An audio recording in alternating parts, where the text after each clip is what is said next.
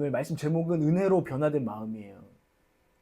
여러분 말씀을 시작하면서 저와 여러분의 마음에 변화가 있기를 원합니다. 하나님이 주시는 변화, 특별히 하나님의 은혜의 그 능력이 우리 가운데 경험되어지고 맛보아져서 오는 우리들 안에 변화가 있기를 주님으로 소망합니다. 아멘이십니까? 아멘. 아멘. 여러분 누가 하나님을 잘 믿는 사람인가? 우리가 어떻게 생각하세요? 누가 하나님을 잘 믿을까? 좋은 성도인가? 11조를 하는 사람이 있고 11조를 안 하는 사람이 있고 주일 출석률이 뭐 100%인 사람이 있고 주일 출석률이 뭐 50%, 뭐 30% 된 사람이 있고 우리 매일 묵상 댓글을 남기는 사람이 있고 묵상 댓글을 가끔씩 남기는 사람이 있고 또 여기서 누군가는 NGO 단체나 구제를 위해서 또 어려운 이웃들을 위해서 뭔가를 후원하고 나누는 사람이 있고 그렇지 않은 사람이 있고 여러분 어떻게 생각하세요? 어떤 사람이 하나님을 잘 믿는 사람인가? 그런데 이것에 대한 답은 사실은 모른다라는 것입니다. 11조를 하고 주일 출석률이 100%고 묵상 댓글이 100%고 매달 NGO에 컴패션에 월드 비전에 뭔가 후원을 하든 그렇다고 해서 하나님을 잘 믿는 사람인가? 우리는 그렇게 확정할 수 없다는 것입니다. 그것만 봐서는 모른다라는 거예요. 왜냐하면 어떤 사정이 있는지 모르고 무엇보다 어떤 중심인지를 우리가 다 알 수 없기 때문이에요. 오늘 PPT를 한번 넘겨주시면 조나단 에드워즈라는 분이 계신데 아주 유명한 부흥을 이끌었던 설교자인데 이분이 쓴 책에 보면 이런 이야기가 있어요. 보편적인 미덕과 참된 미덕이 있다는 거예요. 오늘 뭐 헌금을 하는 것도 미덕이 될 수 있고요. 봉사를 하는 것도 미덕이 될 수 있는데 보편적인 미덕과 참된 미덕. 이러면 정직도 어떤 미덕이죠. 좋은 거예요. 그런데 이 정직하는데 이유가 내가 사업도 정직하게 해야지. 오늘 헌금도 다 정직하게 내야지. 11조도 절대 떼먹지 않을 거야. 그리고서는 내가 이번 뭐 월급을 385만 원 받으니까 38만 5천 원 내야지. 뭐 이렇게 아주 정직하게 뭐 헌금도 하고 11조도 할 수가 있겠죠. 그런데 그 정직이라는 미덕을 지키는 이유가 보편적인 미덕이라면은 사실은 도덕적이긴 하지만 자기중심적일 수 있다는 거죠. 왜냐하면 그 동기가 중심이 말이에요. 중심이 두려움일 수 있다는 거예요. 내가 이렇게 하지 않으면 하나님이 나를 벌 주시는 거 아니야? 내가 이렇게 하지 않으면 내가 11조 떼먹었으니까 하나님이 내 사업과 내 가정에 저주를 내리시고 복 주시지 않고 메마르게 하고 막 형통함을 막아버리는 거 아니야 라는 두려움 때문에 지금 하나님께 헌금하고 오늘도 그냥 억지로 꾸역꾸역 나와서 예배할 수도 있다는 거예요. 그 사람들이 보기에는 저 사람 맨날 그래도 예배 나오네. 저 사람은 항상 11조를 절대 안 빼먹고 해. 할 수 있는 거죠. 이해 가십니까? 저 사람 정직해. 근데 그 정직이 그런 두려움이라는 중심. 내가 종교적인 두려움이지 사실은. 내가 뭔가 하늘에 벌 받을 것 같아. 이런 두려움이 동기라면 그것도 의미는 있어요.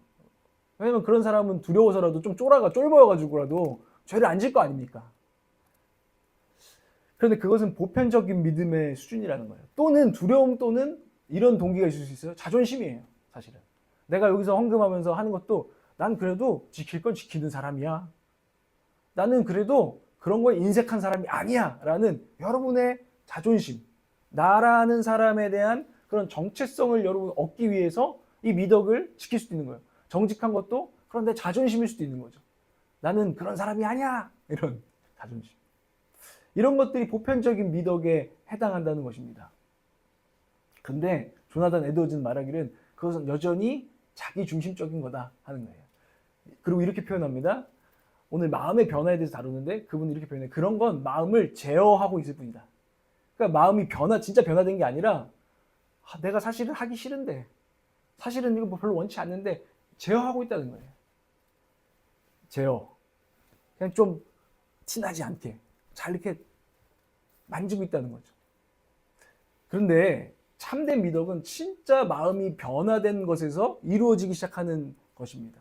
정직도 정말 아까 말했던 두려움이나 자존심이라는 그런 동기나 중심이 아니라 정말 하나님의 은혜를 받아서 하나님을 사랑하게 되고 이웃들을 정말 사랑하기 때문에 정직하게 살기를 원하고 구제하기를 원하고 오늘 이 예배 가운데 나오길 원하고 우리가 서로 만나기를 원하는 그런 참된 미덕. 이것은 자기중심적인 그런 미덕에서 하나님 중심적인 미덕.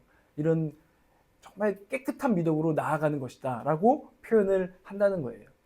그리고 이 신앙인들은 이런 변화를 추구해야 된다. 내가 지금은 여전히 사실은 두려움 때문에 자존심 때문에 이것을 지키고 제어하고 있지만 하나님, 제가 여기서 마음이 정말 변화되는 길, 참된 미덕으로 나아갈 수 있도록 도와주세요. 하나님을 정말 사랑하게 되고 하나님의 영광을, 하나님을 맛보기 시작하니까 그 은혜 때문에, 하나님의 영광 때문에, 하나님의 아름다움을 내가 맛보고 나니까 나도 정직한, 정말 거룩한 하나님의 모습을 담고 싶습니다 하고 그리로 나아가기 시작하는 거죠. 여러분, 그런 변화를 우리 교회는 추구해야 한다는 것입니다. 그냥 제어하고 하는 데서 머무는 게 아니라 진짜 변화, 내 중심의 변화를 우리가 하나님께 구해야 되는 때인 줄 믿습니다. 여러분, 오늘 여기 왜 나와 계세요? 체면 때문에? 나 여기 교회에 함께 하기로 했으니까 주일 성수 안 하면은 다른 이들에게 내가 어떻게 보일까? 이런 체면 때문에? 물론 그래서 우리 공동체를 그래도 사랑하면서 여기 나와 계신 줄 믿습니다. 그러나 여러분 거기에 머물러 있다면은 여러분 자신도 힘들 것이고 우리 공동체도 성장하기에는 아직 때가 되지 않을 것입니다. 여러분, 구하십시오. 하나님, 제가 보편적인 미덕이 아니라 마음을 제어하는 정도가 아니라 참된 미덕, 정말 마음의 변화를 은혜로 말미암아 경험하게 해달라고 기도해야 되는 것입니다. 여러분 가운데 이렇게 반론할 수도 있어요. 행함이 없는 믿음은 죽은 믿음이잖아요 라고 하면서 그런 외형적인 게 왜 안 중요해요? 뭔가 그래도 사람이 달라졌고 변화됐으면 보여야 되잖아요. 맞는 말입니다. 행함이 없는 믿음은 죽은 믿음이라. 이것은 하나님의 기록된 성경이고 맞죠. 그런데 그 말씀은 지금 판단하라고 주신 말씀은 아니에요. 행함으로 누군가를 보면서 야, 내가 쟤를 보니까 제 11조 뭐 명단 보니까 제 출석률 보니까 쟤 뭐 보니까 쟤 믿음이 없어. 쟤는 하나님을 사랑하지 않아. 공동체를 사랑하지 않아. 이런 것들을 판단하라고 준 말씀이 아니라는 것입니다. 그것은 내 믿음을 한번 점검하라는 거예요. 내 믿음이 행함으로 지금 열매 맺고 있는지, 그리고 내 행함이 믿음 안에서 정말 어떤 중심에서 정말 믿음이라는 건 하나님과의 깊은 관계 아니에요? 그 은혜가 지금 믿음의 파이프라인, 하나님의 은혜가 지금 쏟아지고 있다는 거 아니에요? 그런 은혜가 쏟아지는 상태에서 내 믿음이 지금 나오고 있는지, 행함이 나오고 있는지, 내 주일 출석, 내가 하는 헌금. 그래서 목사님들 이런 거야. 하나님 거지 아니라고. 그러니 즐거이 내라고. 기쁜 마음으로 하나님 중심을 지금 보시고 계시다고. 여러분 오늘 예배하러 나왔는데 여러분 어떤 마음입니까? 하나님 지금 그 중심을 우리에게 원하고 계신다는 것이죠. 우리의 이런 예배의 행함, 오늘 이런 봉사의 행함, 이 모든 것들. 그런데 오늘 말씀에 보면 바리새인이 나오죠. 바리새인이 이런 사람이었어요. 누가 하나님 잘 믿는지 나는 알아. 그는 외형주의, 뭔가 삶의 어떤 모습들을 보고 자기는 하는데 내 기준에서 난 이런 것들을 지켜. 난 또 이런 건 안 하지. 이런 기준이 있는데 그걸 잘 가지고서 난 너희들이 누가 믿음 있고 누가 하나님의 사람이고 누가 이 예배에 들어와도 되는지 나는 알아 라고 주장했던 사람이 바리새인이에요. 오늘 9절 말씀 한번 보겠습니다. 9절 말씀 함께 읽겠습니다. 시작. 또 자기를 의롭다고 믿고 다른 사람을 멸시하는 자들에게 이 비유로 말씀하시되. 아멘. 여러분, 그들은 어떻게 생각했죠? 자기를 의롭다고 믿고 다른 사람을 멸시하는 자들이었어요. 자신을 의롭다고 믿었고 다른 사람을 멸시했다. 이게 바리새인의 중심이었습니다. 그런데 바리새인이 이렇게 말했을 때 예수님께서 바리새인들 이런 중심을 아시고 지금 이 비유를 사용하고 계시는데 한번 생각해 보라는 거예요. 주님 보시기에, 하나님 보시기에 진짜 그런 변화된, 바리새인이 보기에 변화된 사람이 아니라 주님 보시기에, 하나님 보시기에 정말 변화된 사람이 누구냐라는 이야기를 오늘 이야기는 다루게 돼요. 오늘 두 사람이, 예수님께서 비유로 이렇게 말하죠. 두 사람이 성전에 왔대요. 하나님의 집에 왔대요. 그리고 기도하러 왔대요. 바리새인도 왔고요. 세리도 왔대요. 그런데 두 사람의 기도가 너무 다르죠. 오늘 바리새인의 기도를 먼저 읽어보겠습니다. 바리새인의 기도 11, 12절 한번 보겠습니다. 시작. 바리새인은 서서 따로 기도하여 이르되 하나님이여 나는 다른 사람들 곧 토색, 불의, 간음을 하는 자들과 같이 아니함을 감사하나이다. 나는 일에 2번씩 금식하고 또 소득의 11조를 드리나이다 하고 이렇게 바리새인이 말했습니다. 이들은 기본적으로 나는 저 세리와 같지 않습니다. 나는 다른 사람과 같지 않습니다 하고 자기의 기준으로 다른 사람보다 내가 비교해서 우위에 있다라고 지금 느끼는 중심이에요. 우리가 지난주에 우리가 청소년부 설교 드렸잖아요. 교만, 비교가 교만이다. 지금 바리새인은 자기 기준으로 비교하고 높이기도 하고 또 반대로 낮추는 것도 교만이라고 했죠. 맞습니다. 바리새인은 아마 자기보다 더한 사람을 막 하고 움츠러들었을 것입니다. 자기는 비교하고 있는 거죠. 이게 바리새인의 지금 기도고요. 그리고 바리새인이 지금 말하는 건 11조, 막 금식, 사람들한테 보여지는 것들. 내가 어떻게 보일까? 내 이 종교적인 활동, 내가 얼마나 좀 믿음이 있는지 사람들한테 보일까? 이게 중요했던 사람들이에요. 그리고 나서 그는 사실 기도하면서 이렇게 말하고 있는 거예요. 하나님, 저는 은혜 입을 자격이 있습니다. 저는 이렇게 하는 사람입니다. 전 믿음 있는 사람입니다. 저는 은혜 입을 자격이 있는 사람입니다. 라고 기도하고 있어요. 근데 세리를 보세요. 세리 13절 한번 읽어보겠습니다. 이것이 여러분의 또 저의 기도가 되길 원합니다. 시작. 세리는 멀리 서서 감히 눈을 들어 하늘을 쳐다보지도 못하고 다만 가슴을 치며 이르되 하나님이여 불쌍히 여기소서 나는 죄인으로소이다 하였느니라. 아멘. 세리는 기도했어요. 멀리 서서 감히 눈을 들어 하늘을 쳐다보지도 못하고 다만 가슴을 치며 마음을 치며 이르되 하나님이여 불쌍히 여기소서 나는 죄인으로소이다. 세리는 어떻게 기도하고 있죠? 다른 사람하고 전혀 비교가 없어요. 다른 사람하고 뭐 잴 게 없어요. 그리고 그저 하나님 하늘만 바라보면서 긍휼을 구했고 자비를 구했어요. 헤세드를 구했어요. 하나님 제게 자비를 베풀어 주십시오. 근데 저는 이렇게 고백하죠. 죄인이로소이다. 그 말은 저는 은혜 받을 자격이 사실 없습니다. 제 무엇으로도 은혜 받을 자격이 조건이 안 됩니다. 그러나 하나님 은혜 베풀어 주십시오. 긍휼 베풀어 주십시오. 라고 기도를 했어요. 자, 그런데 14절을 보세요. 14절 한번 오늘 마지막 절이었죠? 한번 여러분 읽어봅시다. 시작. 내가 너희에게 이르노니 이에 저 바리새인이 아니고 이 사람이 의롭다 하심을 받고 그의 집으로 내려갔느니라. 무릇 자기를 높이는 자는 낮아지고 자기를 낮추는 자는 높아지리라 하시니라. 아멘. 누가 마음이 변화되어 내려갔는가를 한번 보세요. 누가 마음이 변해?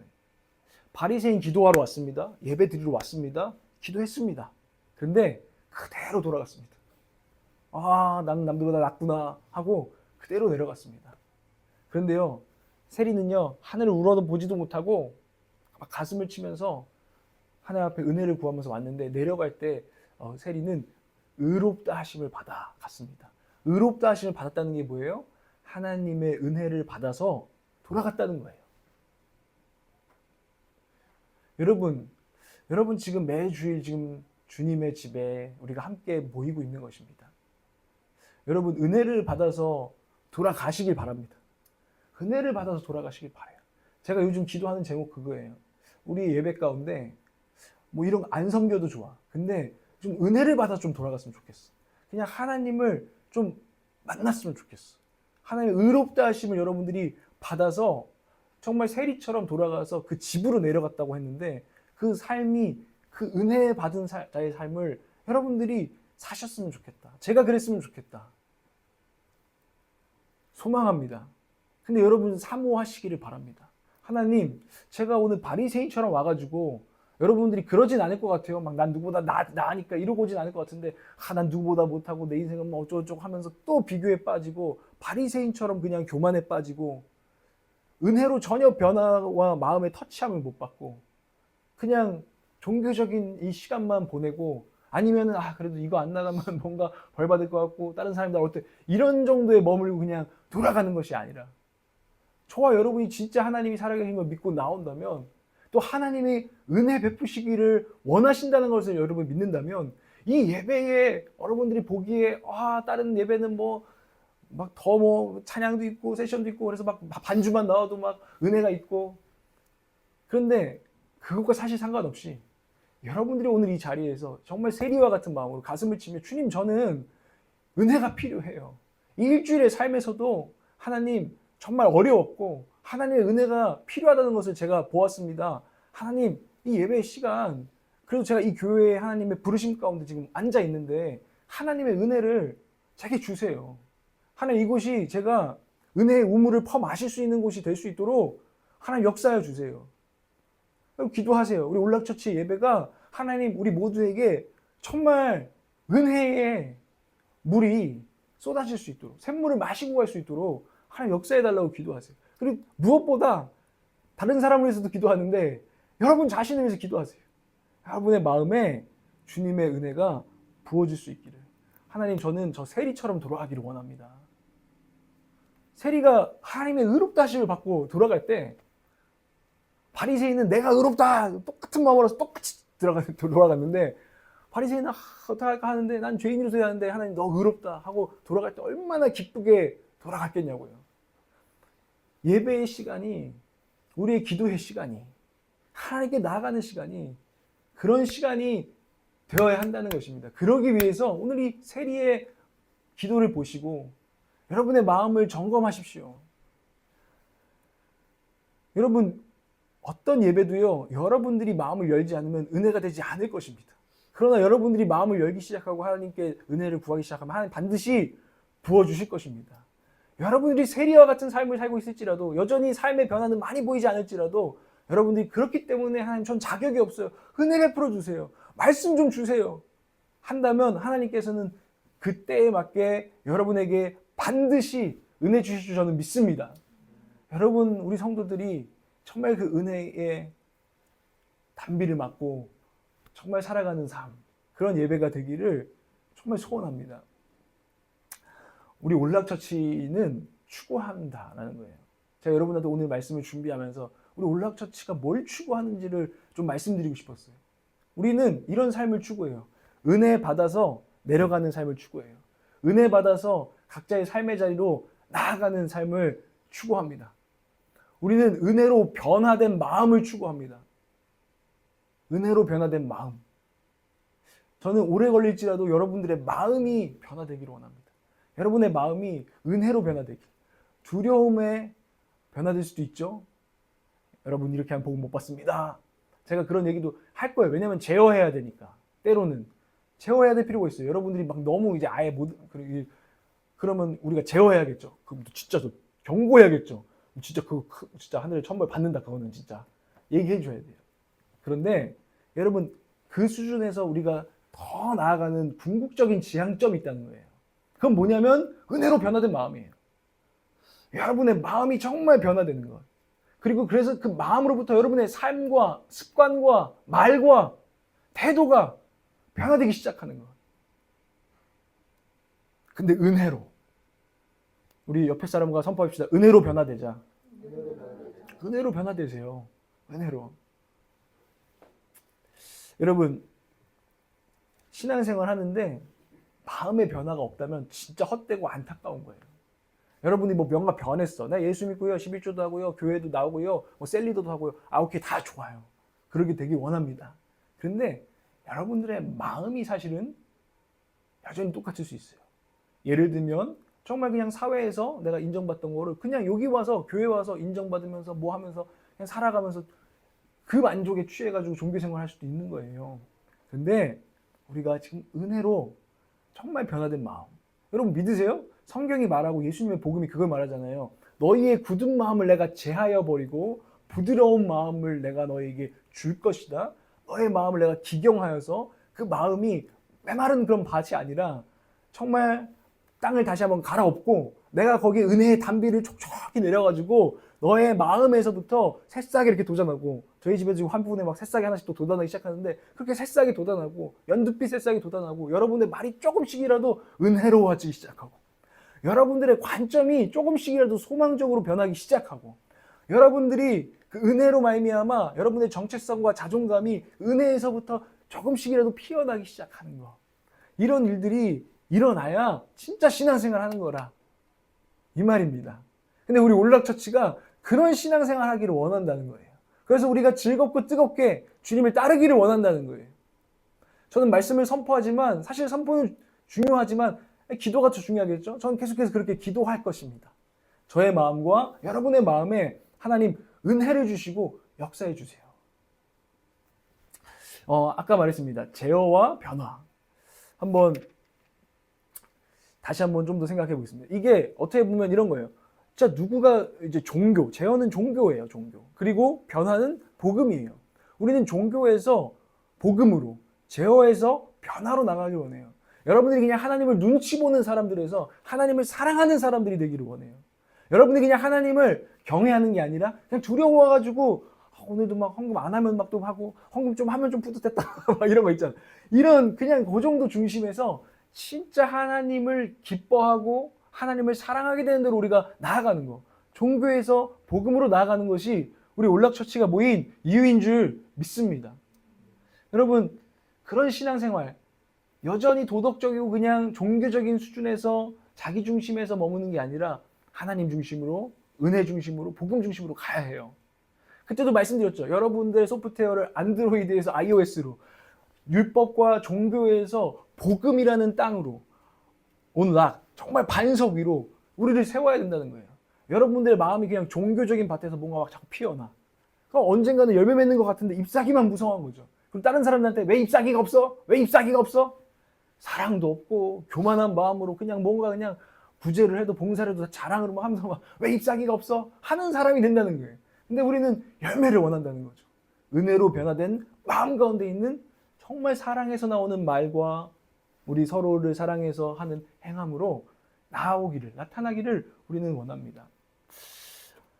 한번 비교해서 한번 얘기를 드릴 테니까 여러분들의 마음이 지금 어떤 밭에서 잎사귀만 지금 내고 있는 것은 아닌지, 또 정말 내가 그래도 은혜로 지금 조금씩 젖어가면서 은혜의 변화가 있는지를 한번 생각해 보세요. 제어하고 종교적인 사람은 이렇게 생각합니다. 순종하면 용납될 것이다. 내가 하나님께 순종해야 하나님이 나를 받아주실 거야. 내 인생에 복 주실 거야. 여러분, 이런 사람 있고요. 복음은 예수 그리스도께서 나에게 행하신 일로 내가 용납되었으므로, 내가 이미 주님께 완전히 받아들여졌으므로 나는 순종한다. 나는 그 기쁨으로, 그 은혜 때문에 나는 주님께 순종한다라는 거예요. 종교적인 사람은요, 두려움과 불안감에 기초한 동기부여 항상 중심을 받는 거죠. 두려워, 벌 받을 것 같아, 불안해. 또 다른 무엇을 얻기 위해서 순종합니다. 내가 이렇게 순종해야 내 목회가 잘 되지 않을까? 내 가정이 막 잘 되지 않을까? 이런 순종을 한다는 것입니다. 일이 잘못될 때 어떻게 하는지 여러분 스스로를 한번 보세요. 뭔가 일이 잘못됐어, 지금. 뭔가 내가 원하는 대로 안 됐어, 안 풀렸어. 그때 하나님이나 자기 자신에게 분노가 몰려요.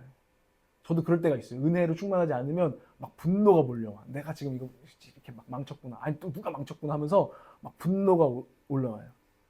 나는 하나님께 복받은 사람이고 난 순종한 사람이니까 편안한 삶을 난 살아야 돼. 꼭 나는 그런 삶을 받아 마땅해라는 믿음을 가졌기 때문에 일이 잘못될 때마다 분노한다는 것입니다. 또 비난을 받을 때 여러분 우리 스스로 보세요. 비난을 받을 때도 분노에 휩싸여서 비난받으면 마음이 확 무너져요. 부끄럽게도 저도 정말 작은 비난에 너무 쉽게 무너지는 걸 보면서 제가 은혜 위에 참 더 서야겠다라는 생각을 하거든요. 비난을 받을 때 분노에 휩싸이고 마음이 무너져 버려요. 왜냐하면 이렇게 말합니다. 내가 좋은 사람이라는 느낌이 너무 중요해요. 내가 좋은 사람처럼 내가 느껴져야 되고 다른 사람 나를 그렇게 봐야 된다라는 그런 생각을, 사실은 그런 두려움을 가지고 있는 거죠. 그러니까 비난을 받으면 내 자아가 막 위협을 당하는 것 같아. 그러니까 막 발끈해. 버튼이 막 눌려. 해명 꼭 해야겠어. 그런데 복음에 있는 사람은 삶에 문제가 생길 때, 일이 잘못될 때 씨름합니다. 씨름한다. 모든 심판이 예수님께 내려졌기 때문에 내 삶에 문제가 있고 어려움이 생길 때 그것이 나를 심판하는 것이 아니라 하나님 주시는 시련임을 믿고 그 과정 가운데에 있다는 것을 받아들이고 은혜를 베푸실 것을 믿습니다. 그래서 완전히 분노하거나 완전히 좌절하지 않고 다시 일어날 수 있다는 것입니다. 또한 복음 안에 있는 사람은 비난을 받을 때 또 씨름합니다. 내 자신이 좋은 사람이 되는 것, 이것이 꼭 본질적이지 않은 거예요, 사실. 우리는 좋은 사람으로 막 꼭 보여야 된다는 생각이 있는데, 왜냐하면 내 정체성의 기반이 복음에 있기 때문이에요. 내가 좋은 사람인 게 중요한 게 아니라 내가 예수 안에 있는, 은혜 안에 있는 사람이라는 것이 내 정체성, 존재감의 근원이기 때문입니다. 근데 여러분 요즘 일이 잘 안 풀리거나 조금 비난을 받는 걸 느낄 때 여러분 어떠세요? 여러분의 마음이? 제가 요즘 저를 자신을 보는데 너무 약해졌다. 은혜가 너무 약해졌다. 그러니까 막 비난에 막 너무 많은 시간을 뺏겨. 비난 하나 들거나 뭔가 일이 안 풀리면 너무 많은 막 좌절과 방황의 시간을 겪는 거 보면서 이거 진짜 안 되겠다. 이게 막 반복되는 거예요. 이게 좀 그럼 뭐 그럴 수도 있지. 그럴 수도 있지. 그래 뭐 사람이 좀 하면 뭐 우울하고 뭐 오늘 좀 막 이런 걸 다 놓칠 수도 있지 하는데 이게 점점 제 가정과 목회를 사단의 정말 세력들이 이 마음을 통해서 마음을 무너뜨림을 통해서 막 공격해 오는 게 막 느껴지는 거예요. 그러면서 주님 무엇이 잘못됐을까요? 그러고 나니까 막 도끼도 생기대요. 그래 뒤졌어 나 진짜 열심히 살 거야. 막 갑자기 또 막 이런 막 이런 도끼도 생겨요. 왜냐면 내가 막 이걸 수습해야 되니까. 그런데 제가 그 도끼를 막 품고 막 더 막 해야지 막 어쩌야지 막 이런 생각을 하고 있던 찰나에 오늘 말씀을 준비하면서 아니다. 근데 이거는 지금 내가 은혜로부터 지금 시작하고 있지가 않구나. 지금 내 출발이 은혜로부터 출발하지 않고 있고 뭔가 도끼, 내 종교성, 내가 이렇게 하면 뭔가 될 것이다라는 거기로부터 출발하는데 나 이거 많이 당하지 않았나? 이거 많이 당해본 패턴인데? 그래서 막 했다가 또 좀 안 되면은 내가 그렇게 열심히 했는데 막 욕이 나오고 막 분노가 터져 나오고. 제가 이번 주 금요일 날 사실 혼자 기도하러 가서 기도하는데 막 한참 하나님 막 그러면서 내가 하나님 막 따졌어요. 제가 이렇게 막 하고 있는데 왜 막 제가 막 일단 막 어려움과 제 마음의 씨름들을 겪어야 됩니까? 하면서 막 하는데 하나님이 받아주셨어요. 그리고 근데 내가 받아줬지? 내가 예수 그리스도 이미 받아줬지? 은혜를 좀 기억해봐라. 근데도 막 마음이 잘 안 풀리는데 어제 토요일 막 계속 기도하고 어제 또 특별히 꼭 그런 날은 꼭 캔들스틱 집회가 있어. 제일 설교하기 힘든 날. 막 진짜 나 안 간다고 할까? 아프다고 할까? 맨날 이런 고민들. 너무 약해졌어. 근데 하나님이 네 마음이 지금 어디로부터 출발했느냐? 사랑은 네가 은혜로 목회한다며 지금 안드로이드 집어치우고 iOS로 정말 은혜의 그라운드. 내가 교회 개척하면서 기도하는 게 그거거든요. 이곳이 컴페티션 그라운드, 서로 경쟁하고 비교하는 그런 땅이 아니라 정말 그레이스 그라운드, 정말 은혜의 땅이 되게 하시고 그런 플레이 그라운드, 정말 그런 놀이터가 되게 해주십시오. 여기 오는 영혼들이 그렇게 되기를 원합니다 했는데 어느 순간 내가 막 더 간절을 하게 해야지. 좀 남들 그래 나도 까짓 거면 나 못할 것 같아 막 도끼가 생기니까 제가 좀 금식을 좀 지금 생각하고 있는데 금식도 막 그런 막 도끼에서 막 올라오는 거예요. 그래 막 한번 해보지 한번 죽어보자 내가 막 이런 거. 근데 어느 순간 그게 제 영혼에 주님 뜻이 아니라는 것을 제가 느끼는 거예요. 이거는 복음이 아니다. 여러분 우리가 이것들을 지금 잘 분별해야 된다는 것입니다. 우리 올락처치가 저는 그것을 잘 분별하길 원해요. 주님의 은혜로부터 시작되는 열심, 은혜로부터 시작되는 섬김, 은혜로 시작되는 꿈이 되어야 한다는 것입니다. 여러분 우리는 그것을 추구합니다. 우리 올락처치는 그것을 추구합니다. 여러분의 지금 듣는 걸 봤을 때는 이게 제 지금 이 선포가 어떻게 들리는지는 잘 모르겠지만 우리 교회는 분명합니다. 저희는 복음을 향할 것이고 은혜를 향할 것이고 마음의 변화를 향할 것입니다. 저는 그것을 오늘 제목에 은혜로 변화된 마음. 오늘 14절에 무릇 자기를 높이는 자는 낮아지고 자기를 낮추는 자는 높아지리라. 우리가 이걸 한마디로 하면 겸손이잖아요. 겸손. 그죠? 자기를 높이는 자는 낮아지고 자기를 낮추는 자는 높아지리라. 이 겸손인데 이 말씀도 정말 은혜로 변화된 마음이라는 걸로 표현할 수 있을 것 같아요. 이것마저도 누군가는요. 저 사람은 겸손하지가 못해. 이러면서 또 비교하는 말씀이 될 때가 있어요. 그런 말씀이 아니죠. 정말 은혜로 변화된 마음, 겸손. 이것이 우리 교회가 나아갈 방향입니다.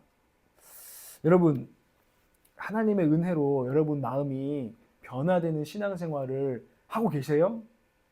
은혜 때문에 여러분 마음이 지금 변화되는 것 같으세요?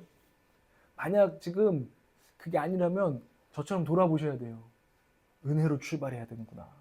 제가 어제 캔들스틱스 집회에서도 나눴는데 세리 마태가 처음 예수님께 죄인인데 부르심을 받았어요. 나는 예수님 말씀하셨어요. 나는 의사다. 난 병든 자를 위해서 왔고 나는 죄인들을 위해서 왔어. 하고 예수님 말씀하시면서 세리 마태를 나를 따르라 라고 부르셨는데 세리 마태가 잊어버리면 안 되는 출발이 있는데 그 출발이 뭐냐면 부르심 딱 받고서 마태가 한 거는 자기 집에 잔치를 연 거예요.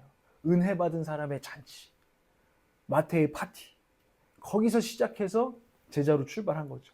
근데 마태가 그 잔치 자리를 잊어버리면 되겠습니까? 나중에 가서 자기가 세리였으며 자기가 죄인들과 창녀들과 함께 친구였던 거 잊어버리고 난 이제 너희들과 달라. 너희들은 고상하지가 못해. 이게 지금 마태 보면 잘못된 거죠. 마태는 돌아가야 되는 거예요. 내가 은혜의 파티로 그 주님이 내 삶 가운데 찾아오셔서 시작된 사람인 것을. 나를 주님이 택해 주셔서 그 은혜로 시작된 사람인 것을. 올락처치 여러분, 우리가 은혜로 시작된 사람이라는 것을 절대 잊지 않는 우리가 되길 원한다는 것입니다. 그리고 돌아보세요. 요즘 나의 마음을. 저한테 따지지 마세요. 전 기도하고 있습니다. 그럼 선생님 뭐 은혜 있게 한번 설교를 해보시던가. 은혜 있게 뭐 예배 인도를 해보시던가. 그러기 전에 여러분이 일단은 정말로 내 마음을 변화시키길 추구하고 있는지를 한번 돌아보세요. 주님, 제 마음이 은혜로 변화되고 있습니까? 아니면 지금 제가 어쩌면 그것들은 다 잊어버리고 내 삶에 누군가 변해야 되고 내 삶의 환경 뭔가가 지금 변해야 되고 그거 변하게 해주세요. 그 환경을 통제해 주세요. 제어해 주세요. 이 기도만 하고 있는지. 뭘 추구하고 있으세요? 내 마음의 변화입니까? 아니면은 내 가정과 교회 식구들과 내가 지금 처한 뭔가 문제거리가 좀 변하기만을 여러분 기도하고 추구하고 있습니까? 주님 바라시는 건 내 마음의 지금 변화를 주님은 은혜로 변화를 원하신다는 것입니다. 근데 진짜 안타까운 신앙인은 그 마음의 변화 없이 바리새인처럼 도끼가 차가지고 독사의 자식처럼 신앙생활 하는 거예요. 여러분 그렇게 되지 마십시오.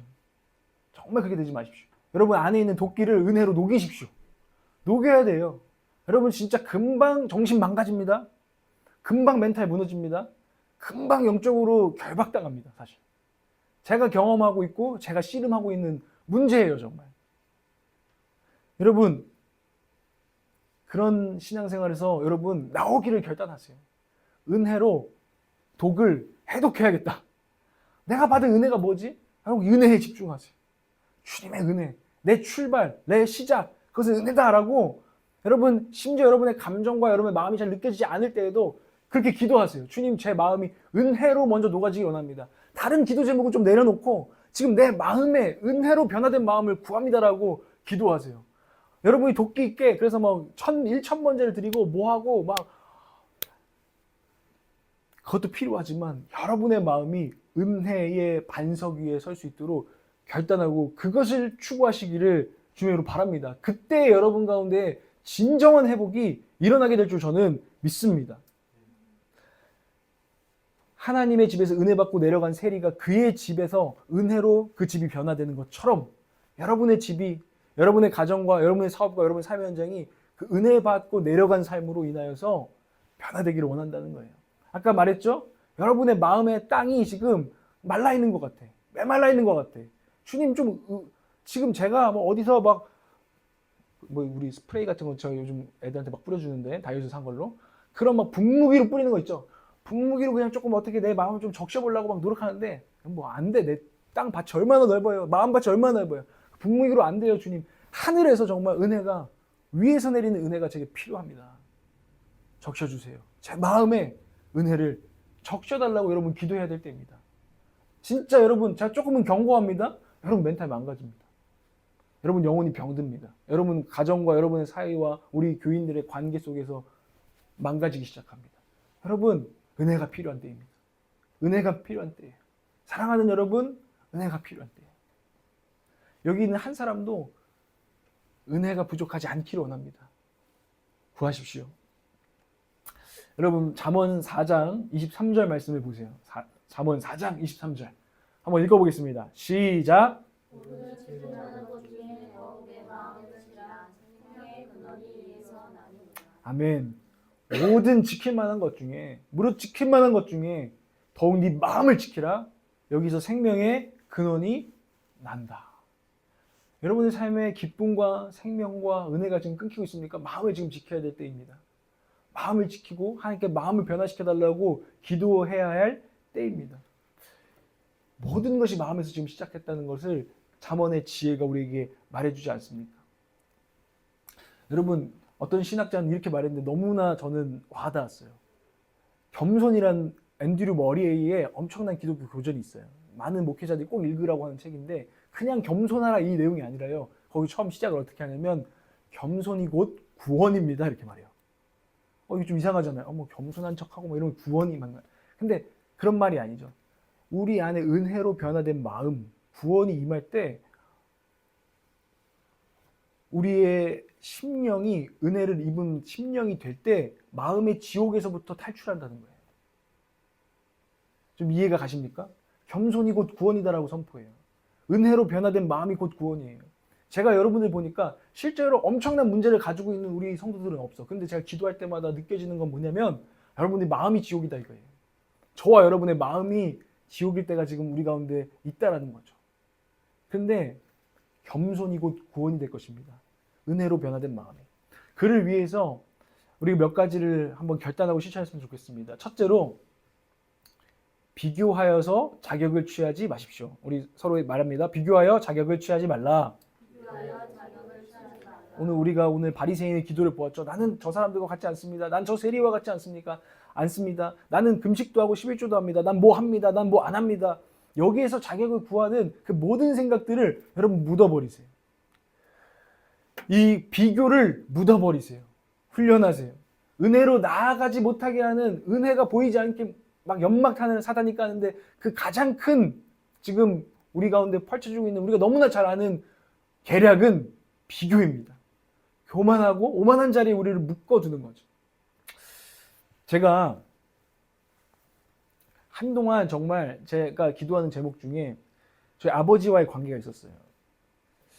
제가 근데 아버지와의 관계를 풀기 가장 어렵고 제가 막 생각하면 열이 받아가지고 그날은 막 하루에 기분이 막 망가지고 제 정신이 망가지는 것들을 참 많이 느꼈어요. 그러면서 계속 저 안에 곱씹었죠. 나한테 상처를 주셨어. 나한테 막 뭔가 나한테 정말 안 될 일을 하셨어. 이런 생각이 정말 제게 강했어요. 그러니까 아버지가 내게 먼저 사과해야 되고 먼저 나에게 잘못을 구해야 돼. 이렇게 하면서 그 흔히 말하는 물귀신 작전이라고 하죠. 그러니까 비교하면서 그리고 난 아버지보다 근데 이건 난 솔직히 난 그렇게 하지 않았어. 심지어 내가 그렇게 말한 적도 있어요. 아버지 저한테 그런 말 하실 자격이 없죠. 왜냐하면 전 이렇게 살았고 아버님 이렇게 사셨으니까. 제가 이렇게까지 막 얘기를 하면서 막 대들었단 말이에요. 근데 그 비교가 결국에는 하나님의 말씀으로 나아가는 거, 은혜 받는 거를 계속 막는 거예요. 제 그 사고방식, 회개에서 은혜로 나아가는 거잖아요. 근데 그 비교가, 그 자격을 막 따지는 이 사고방식이 저를 은혜로 못 나가게 저를 계속 막 발목을 잡는 거죠. 그리고 막 하루를 망가지게 하고 그 생각하면은 기분 좋다가도 막 힘들어지고 어려워지게 만드는 거예요. 여러분 어떤 비교나 어떤 자격을 따지면서 여러분 어떤 지금 늪에 빠집니까? 그것은 사단의 전략입니다. 여러분 그것들을 물리칠 수 있길 원합니다. 선포하세요. 난 이 비교에 빠지지 원치 않는다. 나는 그냥 하나님의 말씀과 뜻을 보기를 원한다. 난 은혜를 향할 것이다 라고 선포하시기 바랍니다. 두 번째로는 자격 없음을 고백하세요. 비슷한 맥락이지만 오늘 세리가 말하면 나는 죄인으로소이다. 나는 자격 없습니다 하나님. 하나의 은혜 받을 자격? 제가 뭐 했기 때문에? 열심히 살았기 때문에? 아닙니다 주님. 저는 자격이 없습니다 라고 내 의를 묻어버리십시오. 그리고 그저 죄를 고백하고 비교하면 고백 못합니다. 근데요 제가 저랬으니까 제가 계속 이게 빠집니다. 난 자격 없습니다. 그리고 죄를 고백하며 나아가십시오. 저도 결국에는 제가 그런 과정 속에서 제가 그것도 막 상처받는 거예요. 어떤 목사님 만났더니 하라 형제 근데요, 부모님 공경해야 됩니다. 그래서 제가 속으로 막 이랬어요. 속으로 비웃었어요. 에이, 네가 내가 겪은 일을 알아? 뭐 사정 모르시면서 잘하지. 그런데 네 하고 돌아가면서도 그분이 하는 말씀이 저 사람들은 뭐 이렇게 인간을 좀 더 알고 얘기해야지. 이렇게 말 못할 고민들이 있는 건데. 막 제가 그 생각에 사실은 빠져 있었어요. 그럼에도 불구하고 몇 분들 만날 때마다 하나님 이제 회복되려면 어떤 일이 있는지 모르겠지만 아버지를 용서하고 부모를 공경하라는 10계명을 지켜야 합니다. 그 10계명도 안 지키는 사람 안 됩니다. 은혜를 받아서 10계명 다 생각하지 말고 하나님의 말씀으로 나아가야 됩니다. 뭐 이런 얘기를 하셨단 말입니다.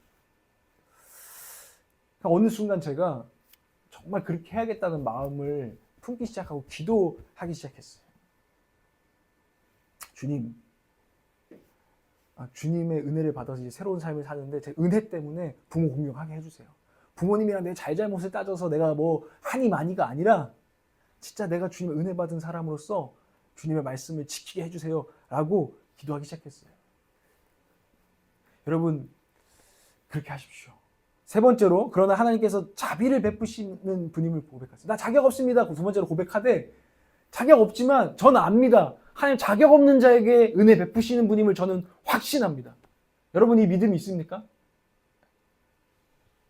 이 경험 안 해보셨어요? 자격이 없는데 하나님 주신 은혜를 경험해 봐야 돼요. 저는 몇 번 경험합니다. 저가 꼭 생각나는 일들이 있어요. 하나님 희한하게, 사실 어제와 같은 날들도 그래요. 어제 저의 상태는 최악이었거든요. 근데 하나님은 그때 꼭 설교를 시키는 거예요. 그러니까 제가 그때마다 묘하게 계속 느끼는 게 뭐냐면, 네가 자격이 있어서 쓰지 않는다는 것을 하나님께서 되게 가르쳐 주세요. 그리고 내가 너를 은혜로 세운다는 것을 하나님이 늘 가르쳐 주시거든요. 그래서 제가 하나님 인정하라는 거죠. 네가 자격이 있어서 내가 너를 베푸는 사람이 아니라, 은혜 베푸는 하나님이 아니라 네가 자격이 없지만 나는 자비를 베푸는 하나님이다. 여러분 이 하나님을 믿으시기 바랍니다. 그러니까 세리도 구하는 거 아니겠어요? 저 긍휼히 여겨주시고 자비 베풀어 주시고 저 복되게 해주십시오 하고 담대히 구하는 거 아니겠어요? 그런데 여러분 그때요, 자비를 구할 때 오늘 마음이 변하잖아요. 마음의 변화를 구하세요. 어떤 거냐면, 제가 아까 하던 이야기를 비유로 하면 제 마음에, 여러분한테도 간증했잖아요. 어느 한 일순간 기도하던, 잘 안 되지만 계속 기도했어요. 하나님 제가 부모 공경하게 해주세요. 그러면 마음으로 정말 할 수 있도록 도와주세요. 근데 제가 막 볼 때마다 막 갑자기 막 또 열폭할 때 있어요. 막 그 카톡방에 아빠 뭐 잠깐 올렸는데 왜 우리를 가르치려 듭니까? 막 이러면서 열폭하고 지나가 막 연락 와서 오빠 왜 그래? 막 이러고 막 이래요. 그러니까 아직 막 이제 하는데, 하나님 제가 그런 과정 속에서 계속 기도하는 거예요. 하나님, 제가 이미 아버지와 관계 속에서 그런 일들은 벌어졌고, 아버지랑 저는 막 단판을 내고 싶어 했고, 아버지 그걸 인정하시고 입으로 시인할 때까지 막 제가 막 추궁했고, 저 그때까지는 아버지랑 안 봅니다 막 이렇게 했는데, 하나님 그거 내려놓을 거고요. 근데요, 내려놓으니까 또 억울해서 미치겠어요. 이거 안 풀어주면 내가 미치겠어요 지금. 근데 아버지랑 내가 뭐 인간적으로 푸는 게 아니라, 하나님 제 상한 심령에 자비를 부어주십시오. 제 상한 심령을 만져주시고 회복해 주세요. 제가 그런 상처에 찌들어 사는 사람이 아니라 하나님 그것을 회복하여 줘서 정말 은혜로 충만한 자로 회복되게 해달라고. 내 상한 마음을, 정말 브로큰 하트를 하나님께서 치유해달라고 기도했고, 제 꼬여있는 마음 도대체 어디서부터 풀어야 될지 모르겠어. 어디서부터 지금 꼬여버리고, 어디서부터 지금 막 지금 못난 이런 인격이 되어 있고, 못난 막 그 사고방식에 내가 잡혀있는지 모르겠어. 근데 하나님, 저 어디서부터 풀어야 될지 모르는 죄인입니다. 주님 은혜를 베풀어 주시고 치유하여 주시옵소서. 솔직히 말할게, 우리 성도들도 좀 꼬여있어. 꼬인 마음들이 우리 많아. 그리고 사연도 많아. 알겠어요. 그리고 난 긍휼히 여기고 응원해요 진짜로. 그런데요, 그럼에도 불구하고 은혜 가운데 믿음을 선포하는 건 주님의 치유를 구하세요. 어떤 인생을 살아왔건, 어떤 과거가 있건, 어떤 상처가 있건, 얼마나 오래 걸리건 오늘부터 다시 기도하세요. 주님, 제 마음이 보니까 상했네요. 제가 하나님의 형상대로 생각하지 못하고 말하지 못하고 자꾸 이렇게 하는데요, 하나님 제 마음부터 정말 만져주시고 치유하여 주시옵소서.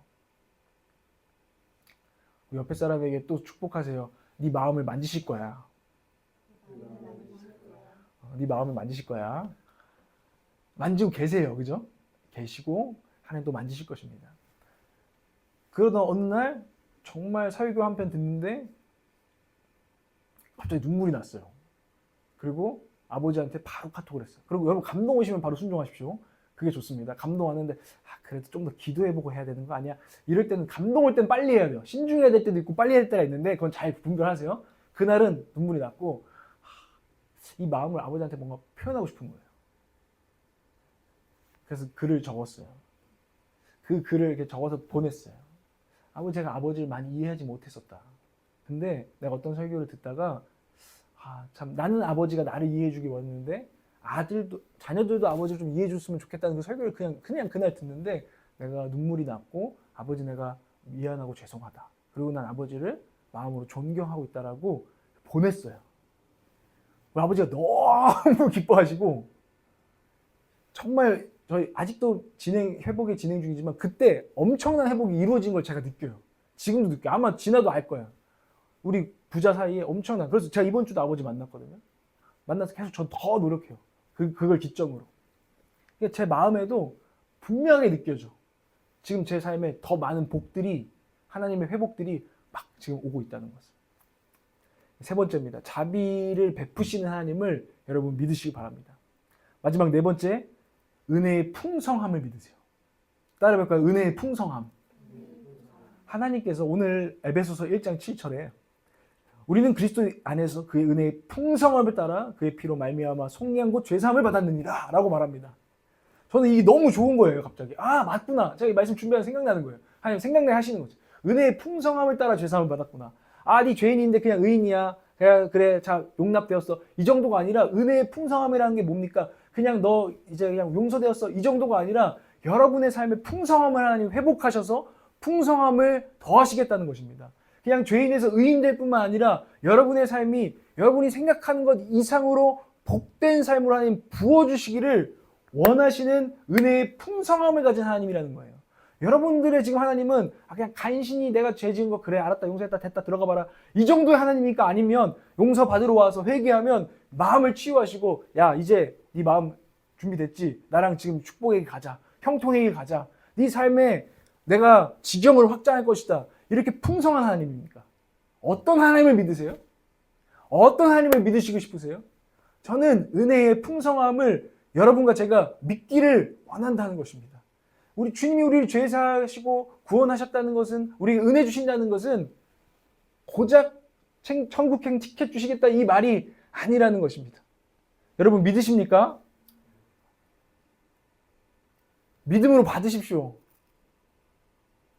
이번 주에 제가 한 목사님 만나고 왔는데 대전에서 기도해 주기 전에 확인하더라고요. 내가 전사님 내가 지금 축복해 줄 건데 진짜 받을 거요? 진짜 믿음으로 받을 거요? 정말 나는 축복하고 싶은데 믿음으로 받을 거냐고 물어봤어요. 예. 여러분처럼 좀 그래 버렸는데 그래서 기도 받을 때는 미친 척하고 아멘 하고 받았어요.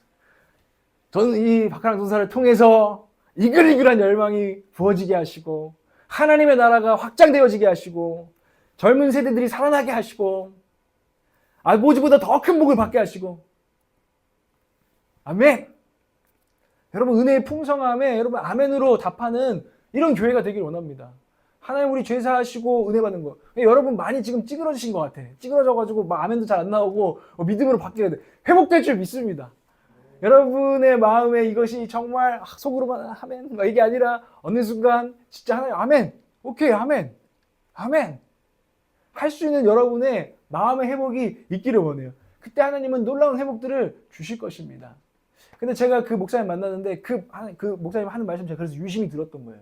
하나님 이 목사님 기도를 통해서 제게 지금 해주시는 말씀을 통해서 뭘 원하십니까? 그분이 또 똑같은 얘기 하는 거예요. 사랑하는 형제 딱 두 가지예요. 좀 더 간절하게 사역하세요. 하나님께 구하세요.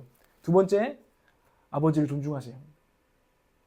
그리고 아버지의 의무를 취하세요. 그게 아버지 교회 물려받으라 이런 거 아닙니다. 또 오해하지 말고 그런 거. 또 사탄이 들면 여러분들 결국엔 저렇구나 또 뭐 오해할 것 같은데 아니에요. 그리고 제가 그 뭘로 들리냐면 하나님, 아버지를 존중해서 아버지를 내가 생각해 보자. 아버지 어떻게 사역하셨지? 아버지 어떻게 기도하셨지? 아버지 어떻게 그럼에도 불구하고 나가셨지? 근데 느껴지기 시작해. 아, 아버지가 했던 걸 내가 물려받아야겠다. 아버지가 했던 사역들을 내가 가만히 보면서 아버지를 존중하는 마음으로 아버지가 하는 교회의 목회 방향이나 이런 것들을 내가 잘 다시 한번 생각하면서 우리 교회도 이끌어 나가야겠다. 하나님 반드시 복 주시겠구나. 반드시 형통하게 하시겠구나. 하나님 지금 내 마음을 회복시킬 뿐만 아니라 내 사역과 우리 가정 가운데 하나님께서 반드시 하나님의 집을 세우시겠구나. 저 믿어지더라고요. 믿어지더라고요. 그래서 여기 60평짜리 건물을 봤어요. 그리고 믿음 딱 갖고 오케이, 하나님 구하겠습니다. 그리고 아버지가 사실 여기 터미널에서 목회 시작하셨거든요. 갑자기 하나님께서 한번 보라는 감을 주시는 거예요. 그래서 봤어요. 아직 기도하고 있는 내용이에요.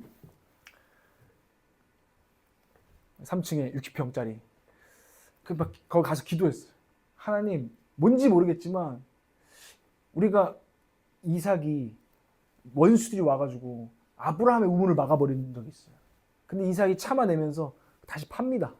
아버지의 우물을 다시 파가지고 다시 생명을 끌어올리는데 막 그 말씀이 떠오르게 하면서 하나님, 제가 저희 아버지 목사님이셨고 저를 위해서 기도하셨습니다. 제가 이제 대를 이어서 신앙생활 하고 있는 사람입니다. 이삭처럼 아브라함의 우물, 아비의 우물을 파괴하여 주십시오. 좀 미안하지만 그 종민이 다영이도 목회 자녀고 또 분명히 하나님 또 주시는 게 있습니다. 여러분 가운데에 아비의 우물을 다시 파는 여러분 되기를 축복합니다. 여러분은 아브라함 같은 1세대입니다. 아브라함처럼 우물을 파십시오. 좀 힘들 겁니다. 각오하시고 파십시오. 근데 놀라운 축복이 우리 환영 고은 가정에서 있을 것입니다. 신이도 마찬가지야. 어머니 원망되지? 근데 너 그거 회복해야 돼. 회복하고 분명히 어머니가 주신 우물이 있어. 그 우물을 파고 더 큰 복으로. 마치 거인의 어깨에 올라가가지고, 이 말을 우리는 자주 쓰거든요. 그 목사님 나한테 그러더라고. 뭐하러 고아처럼 사역을 해? 뭐하러 그래? 블레싱을 받아. 블레싱을 받아 사역해. 여러분에게도 블레싱을 할 사람이 있을 거예요. 여러분에게 이미 있었고 여러분에게 있습니다. 여러분 회복하십시오. 근데 마음으로부터 다시 회복하고요. 여러분 실제적인 삶을 회복해 나가시라는 말씀입니다. 여러분 그렇게 아멘으로 받으십니까? 아멘. 이제 말씀을 마무리하겠습니다. 여러분, 바울의 기도가 있는데 참 그 기도가 참 제 마음인 것 같아요. 제가 여러분을 위해서 더 이렇게 기도해야겠다. 한 사람 한 사람이 은혜로 변화된 마음을 갖게 하시고 그 마음이 변화되고 이 사람이 변화되기 시작할 때 이 삶에서도 놀라운 축복이 변화가 일어나게 해달라고 기도하겠다는데 에베소 3장 14절에서 21절입니다. 그러므로 나는, 제가 여러분 읽어드리니까 여러분 축복으로 받으세요. 그러므로 나는 아버지께 무릎을 꿇고 빕니다. 아버지께서는 하늘과 땅에 있는 각 족속에 이름을 붙여주신 분입니다. 여러분 믿으세요? 하나님이 여러분의 이름을 알고 계십니다. 16절, 아버지께서 그분의 영광의 풍성하심을 따라 그분의 성령을 통하여 여러분의 속사람을 능력으로 강건하게 하여 주시고. 여러분 이게 무슨 말입니까? 여러분의 속사람, 여러분의 마음이 은혜로 변화된 사람, 은혜 안에서 강하라. 바울이 이렇게 선포하거든요. 은혜 안에서 강한 사람 여러분 되시기를 축복합니다. 속사람이 여러분 세워지기를 원합니다. 여러분 속사람이 너무 약해요 지금. 근데 여러분 은혜를 붙드시고 은혜 안에서 강해지시기를 축복합니다. 17절, 믿음으로 말미암아 그리스도를 여러분의 마음속에 머물러 계시게 하여 주시기를 빕니다. 예수님이 여러분 안에 계십니다. 여러분을 이미 용납하셨고 여러분을 이미 복 주시기 원하시고 여러분의 은혜 베푸시기 원하시는 우리 대제사장 되시는 예수 그리스도께서 성령을 통해서 저와 여러분 마음에 계시다는 것을 여러분 확신하시기 바랍니다. 거기서부터 출발하시기 바랍니다. 그리고 여러분이 사랑 속에 뿌리를 받고 털을 잡아서 견고한 털을 잡는다는 거예요. 여러분 우리가 20대 30대 정말 털을 잡아야 되지 않을까요? 그런 은혜 안에 강한 속사람을 만들면 여러분의 40대 50대가 어떻게 될지 기대되지 않으십니까? 주님의 계획인 줄 믿고 받으시기 바라요. 18절, 모든 성도와 함께 여러분이 그리스도의 사랑의 너비와 길이와 높이와 깊이가 어떠한지를 깨달을 수 있게 되고 하나님의 은혜의 깊이와 높이를 여러분들이 알게 되길 원해요. 그냥 간신히 죄사함 말고 풍성한 죄사함을 여러분의 삶 가운데에 경험하게 되기를 선포합니다. 주님의 이름으로 선포합니다. 아멘. 지식을 초월하는 그리스도의 사랑을 알게 되기를 빕니다. 머리가 아니라 마음과 여러분의 삶이 정말 그 주님의 사랑과 은혜를 경험하게 되기를 원합니다. 그리하여 하나님의 온갖 충만하심으로 여러분이 충만해지기를 바랍니다. 20절, 우리 가운데서 일하시는 능력을 따라 우리가 구하거나 생각하는 것 이상으로 역사하실 하나님, 넘치게 주실 하나님. 여러분이 안 믿는 것 같아서 제가 선포합니다. 지금 안 믿어지죠? 고은. 믿어집니까? 믿어지길 원합니다. 우리가 아무리 부족해도 하나님께서는 우리가 구하거나 생각하는 것 이상으로 넘치게 주실 수 있는 분이십니다. 그 분이 우리의 하나님이십니다. 제게도 그렇게 하실 것이고 여러분에게도 그렇게 하실 것입니다. 아멘. 교회 안에서와 그리스도 예수 안에서 영광이 되도록 영원 무궁하기를 빕니다. 아멘. 여러분 오늘 이 기도대로 여러분의 또 믿음으로 받는 분들에게 그렇게 될 줄을 믿습니다. 우리 이 시간에 함께 기도하기를 원해요. 근데 함께 찬양하기를 원합니다. 마음이 상한 자를 이라는 찬양 우리가 함께 부르려고 해요.